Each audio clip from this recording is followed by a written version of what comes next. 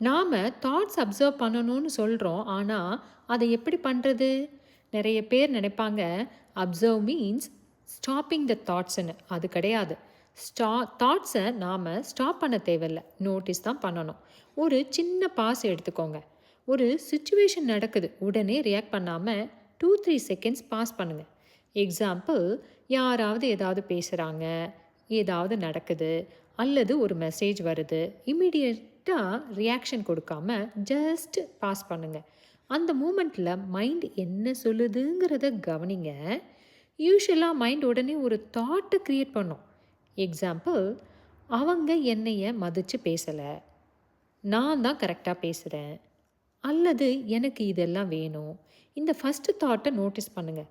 Thought வந்த உடனே பாடியில் ஒரு ஃபீலிங் வரும்.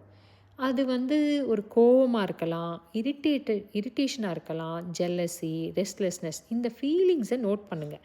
அடுத்தது, ஒரு சிம்பிளான கொஷின் கேளுங்க. என் மைண்டு இப்போது என்ன ஸ்டோரி க்ரியேட் பண்ணுதுன்னு. இந்த கொஷினே நமக்கு அவேர்னஸை க்ரியேட் பண்ணோம்.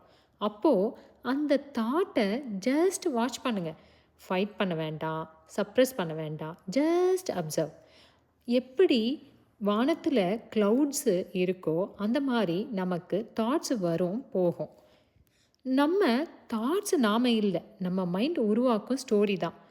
நாம் அதை அப்சர்வ் பண்ண ஆரம்பிச்சிட்டா டிஸ்டன்ஸ் க்ரியேட் ஆகும், ரியாக்ஷன் ஸ்லோ ஆகும். இப்படி அப்சர்வ் பண்ண ஆரம்பிச்சிங்கன்னா ஒரு இன்ட்ரெஸ்டிங்கான விஷயம் நமக்கு தெரிய ஆரம்பிக்கும். டிஃப்ரெண்ட் சுச்சுவேஷன்ஸ் இருந்தாலும் மைண்ட் ஆல்மோஸ்ட் ஒரே மாதிரி ரியாக்ஷன்ஸை ரிப்பீட் பண்ணும். டிசையராக இருக்கலாம், ஆங்கர், ஜெலசி, கம்பேரிசன், இதில் ஏதாவது ஒரு பேட்டர்ன் தான் ரிப்பீட் ஆகிட்டே இருக்கும். அடுத்த வீடியோவில்